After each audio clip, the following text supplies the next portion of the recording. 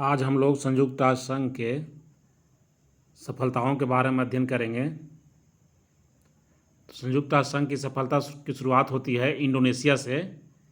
Indonesia Holland का उपनिवेश था। इंडोनेशिया ईस्ट इंडीज़ के अंतर्गत आता है। ईस्ट इंडीज़ भारतीय समुद्र, हिंद महासागर और पैसिफिक महासागर, प्रशांत महासागर में फैले द्वीपों का समूह है, उसे ईस्ट इंडीज़ कहते हैं, जिसमें Singapore, Malaysia, Papua new Guyana इत्यादि द्वीप समूह आते हैं। तो इन्हीं ईस्ट इंडीज़ द्वीप समूहों में एक इंडोनेशिया है, जिस पर हॉलैंड का उपनिवेश था। इंडोनेशिया हॉलैंड का उपनिवेश था। हॉलैंड को नया नाम नीदरलैंड है। 1942 में जापान ने इंडोनेशिया पर आक्रमण कर दिया। तब हॉलैंड ने एक राष्ट्रवादी नेता सुकार्नो को इंडोनेशिया का शासन चलाने का अधिकार दे दिया। हॉलैंड ने वचन भी दिया कि द्वितीय विश्व युद्ध की समाप्ति के बाद वह इंडोनेशिया को स्वतंत्र कर देगा, लेकिन वह अपने वचन से मुकर गया।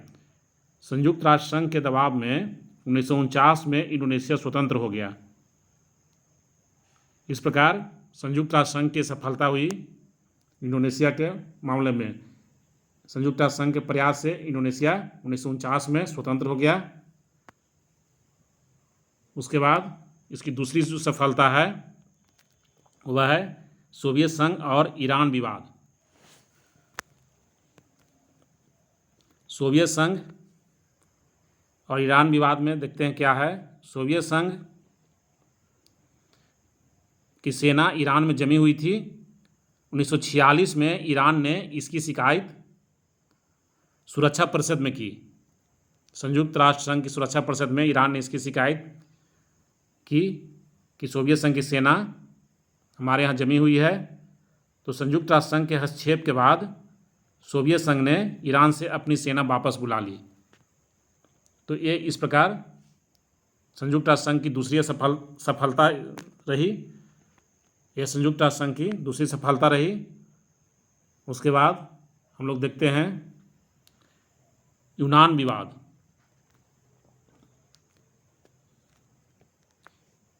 यूनान देख सकते हैं, लीबिया के ऊपर ग्रीक लिखा हुआ है। ग्रीक को ही यूनान कहा जाता है। द्वितीय विश्व युद्ध में यूनान को काफ़ी क्षति पहुंची थी। इसकी शक्ति कमज़ोर पड़ गई थी। इसका लाभ उठा करके अल्बेनिया, यूगोस्लाविया एवं बुल्गारिया की साम्यवादी सरकारों ने यूनान में घुसपैठ आरंभ कर दी। बाध्य होकर यूनान ने इंग्लैंड से सैनिक सहायता मांग की। अंग्रेजी सेना यूनान पहुंच गई। 1946 में सोवियत संघ ने इंग्लैंड की कार्रवाई को यूनान के आंतरिक मामले में हस्तक्षेप बताकर सुरक्षा परिषद में इसकी शिकायत की। इसी बीच अमेरिका भी यूनान की सहायता के लिए आ गया। तो इस प्रकार स्थिति विस्फोटक हो गई, क्योंकि एक तरफ सोवियत संघ और एक तरफ अमेरिका हो गया। तो संयुक्त राष्ट्र संघ को हस्तक्षेप करना पड़ा और संयुक्त राष्ट्र संघ ने इस समस्या का समाधान शांतिपूर्वक से कर दिया और यूनान जो है साम्यवादियों के नियंत्रण में जाने से बच गया। तो इस प्रकार हम लोग देखें यूनान विवाद में कि यूनान की कमज़ोर स्थिति का लाभ उठा करके अल्बेनिया, यूगोस्लाविया एवं बुल्गारिया की साम्यवादी सरकार यूनान में घुसपैठ आरंभ कर दिया। तो यूनान ने इंग्लैंड से हेल्प मांगा। तो अंग्रेजी सेना यूनान पहुंच गई यूनान को मदद करने के लिए। तो 1946 में सोवियत संघ ने इसे आंतरिक मामले में हस्तक्षेप बताया और सुरक्षा परिषद में इसकी शिकायत किया। इसी बीच अमेरिका भी यूनान को मदद करने के लिए पहुंच गया। इस प्रकार स्थिति विस्फोटक हो गई। तो संयुक्त राष्ट्र संघ के हस्तक्षेप से इस समस्या का शांतिपूर्वक समाधान हो गया। फिर उसके बाद अगली जो समस्या थी फिलिस्तीन की समस्या। अब फिलिस्तीन की समस्या को हम लोग आगे देखते हैं।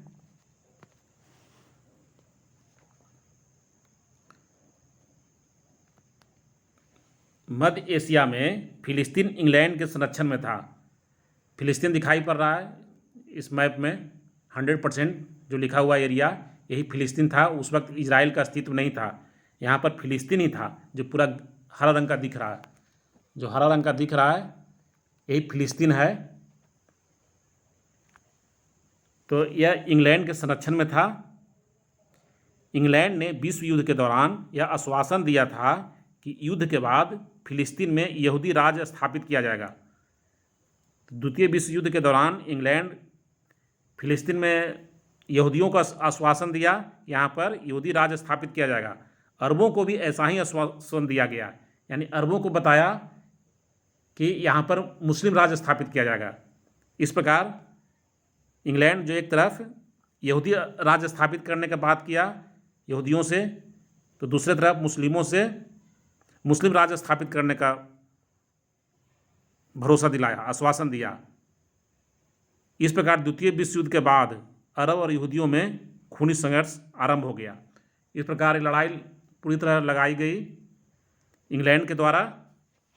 इसके परिणाम स्वरूप क्या हुआ, इसी से मिलती जुलती घटना हम लोग देख सकते हैं। भारत में भी हिंदू मुस्लिम के बीच में इस तरह से लड़ाई लगाने में अंग्रेज़ सफल रहा। उसी प्रकार फिलिस्तीन में भी अंग्रेज मुस्लिम और यहूदियों को लड़ाने में सफल रहा। द्वितीय विश्व युद्ध के बाद अरबों और यहूदियों में खूनी संघर्ष आरंभ हो गया, क्योंकि सभी को आश्वासन मिला हुआ था अपना धर्मराज स्थापित करने का। तो 1947 में जनरल असेंबली की एक समिति ने फिलिस्तीन को दो भागों में विभक्त कर एक भाग अरबों को और दूसरा यहूदियों को देने का निर्णय लिया। लेकिन सीमा विवाद चलता रहा, सीमा विवाद नहीं सुलझा। तो 1947 में हम लोग देख सकते हैं एक भाग मिला जो हरा रंग का है वो फिलिस्तीन है, और जो सफ़ेद रंग का है वह इजराइल है। तो इस प्रकार बांटा, इस प्रकार बांट करके फिलिस्तीन को दो भाग में बांट दिया। एक भाग अरब को दे दिया, दूसरा भाग यहूदी को दे दिया। तो सफ़ेद वाला भाग यहूदी को मिला और ये जो हरा भाग है वह फिलिस्तीन को मिला, फिलिस्तीन बना। दो भागों में विभक्त कर दिया, परंतु सीमा विवाद बना रहा। मई 1948 में फिलिस्तीन पर से ब्रिटिश संरक्षण समाप्त कर दिया गया तथा यहूदियों के लिए एक नए राज्य इजराइल की स्थापना 1948 में की गई। 1948 में एक नया राज्य का स्थापना हुआ, उसका नाम पड़ा इजराइल, जो यहूदियों के लिए हुआ। इसमें जो सफ़ेद रंग का दिखाई पड़ रहा है वही इजराइल है, और जो हरा रंग का दिख रहा है वह फिलिस्तीन है। तो 1948 में फिलिस्तीन पर से ब्रिटिश संरक्षण समाप्त कर दिया गया तथा यहूदियों के लिए एक नया राज्य इजराइल की स्थापना 1948 में की गई। लेकिन अरब लोग इस विभाजन को स्वीकार नहीं किए और इजराइल पर आक्रमण कर दिया। अरब के लोग इस विभाजन को स्वीकार नहीं किए और इजराइल पर आक्रमण कर दिया। लेकिन इस संघर्ष में इजराइल जीत गया और सुरक्षा परिषद के प्रयासों से शांति स्थापना तो हुई, परंतु अभी भी दोनों पक्षों में संघर्ष हो रहे हैं। और इस संघर्ष का क्या परिणाम हो रहा है उसे हम लोग देख सकते हैं।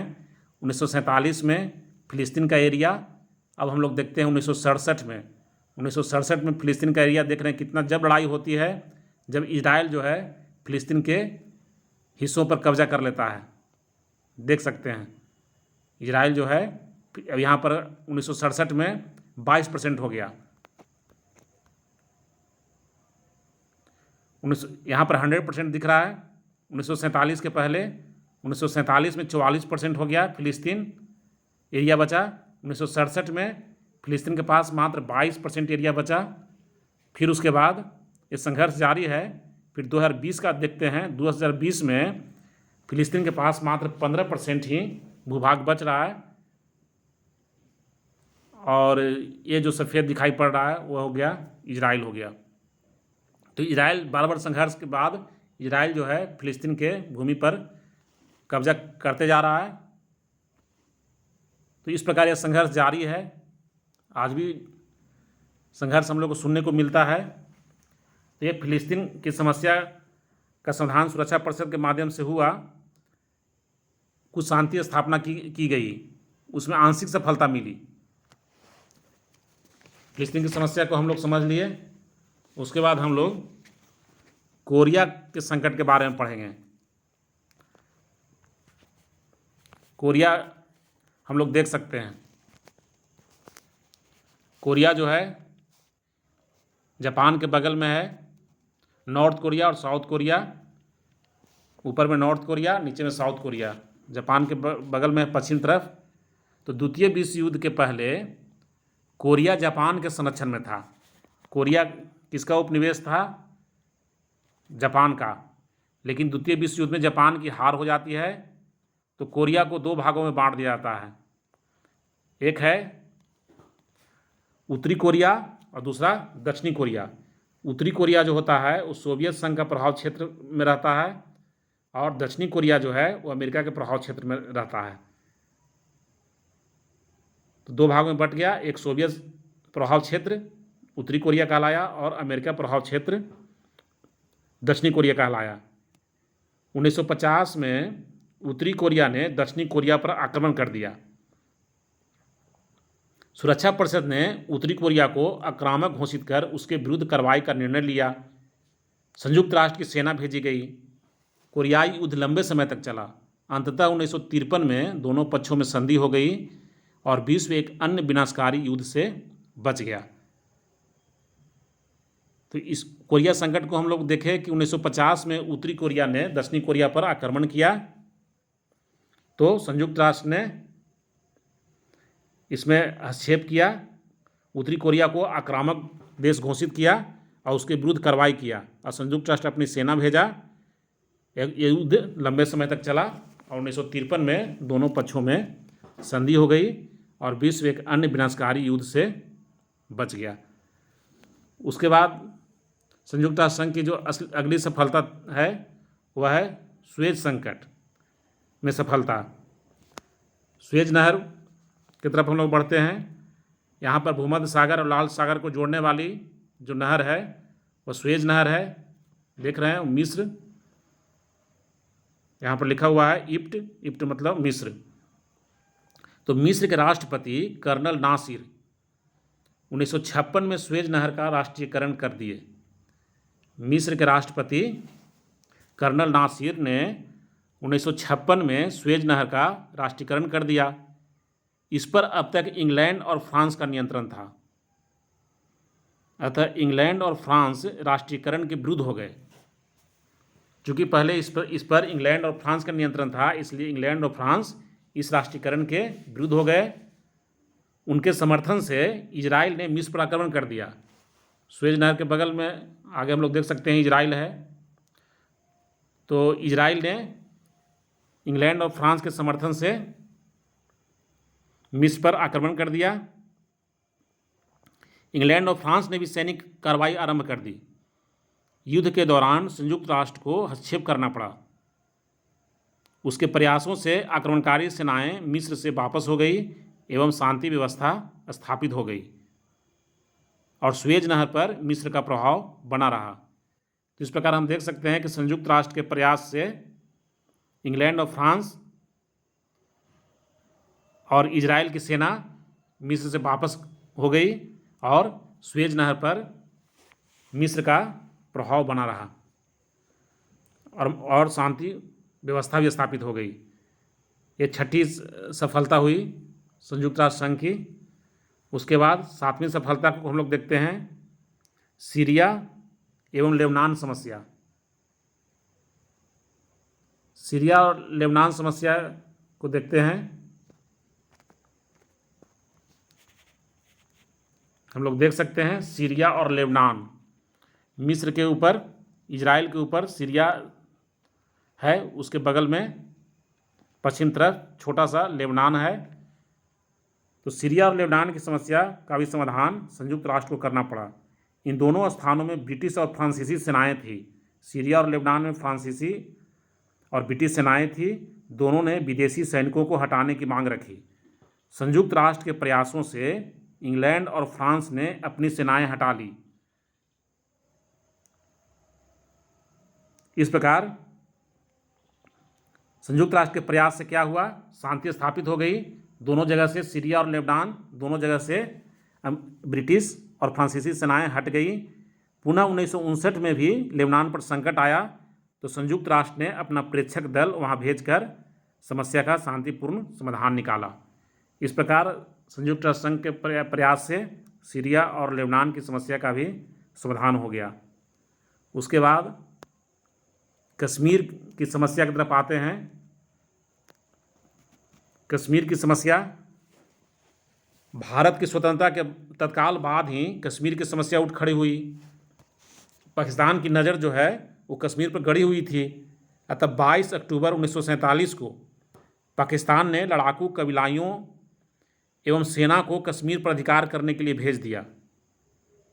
22 अक्टूबर 1947 को पाकिस्तान ने लड़ाकू कबीलाई और सेना को कश्मीर पर अधिकार करने के लिए भेज दिया। तो बाध्य होकर कश्मीर के शासक महाराजा हरि सिंह ने कश्मीर का विलय भारत में कर दिया। भारत ने सुरक्षात्मक कार्रवाई करते हुए कश्मीर की सुरक्षा की। भारत ने यह मामला सुरक्षा परिषद को सौंप दिया। फलतः 1 जनवरी 1949 को भारत पाकिस्तान युद्ध विराम संधि हुई, परंतु समस्या का पूर्ण समाधान अभी तक नहीं हो सका है। दोनों देशों में कई युद्ध हुए। 1965 में भारत पाक युद्ध विराम में संयुक्त राष्ट्र की प्रभावशाली भूमिका थी। 1971 के भारत पाक युद्ध में भी संयुक्त राष्ट्र ने युद्धबंदियों की रिहाई के लिए निर्णायक कदम उठाए। इस प्रकार भारत और पाकिस्तान के बीच जो कई एक युद्ध हुआ, 1947, 1965, 1971, तो सभी में संयुक्त राष्ट्र संघ का योगदान रहा शांति स्थापित करने में। और हम लोग देख सकते हैं कश्मीर का स्थिति, जो पाकिस्तान द्वारा कब्जा किया हुआ कश्मीर है वह हरा रंग का दिख रहा है, जिसे पाक ऑक्युपाइड कश्मीर कहते हैं।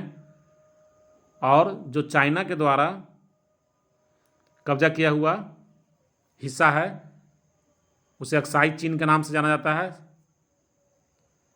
चाइना ऑक्युपाइड कश्मीर है। China occupied Kashmir CO-1 Pakistan ने जीतकर चाइना को दे दिया है। इसको CO-1 लिखा हुआ है और CO-2 चाइना ने कब्जा किया है इस पर। तो भारत के हिस्सा जो है वह जो पीला रंग का दिख रहा है मात्र उतना ही है।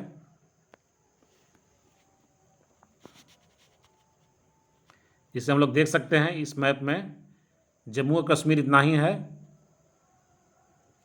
उधर पीला रंग का अक्साई चीन है, उसका नाम गिलगिट। लाल रंग का जो पाकिस्तान के कब्जा में है गिलगिट बल्टिस्तान। और इधर जो डीप लाल रंग का है उसे आज़ाद कश्मीर नाम रखा है पाकिस्तानी। तो इस प्रकार हम लोग देखें कि भारत पाकिस्तान के बीच में जो कश्मीर के लेकर के जो झगड़ा हुआ उसमें संयुक्त राष्ट्र संघ का महत्वपूर्ण योगदान रहा शांति स्थापना में एवं युद्धबंदियों के रिहाई में।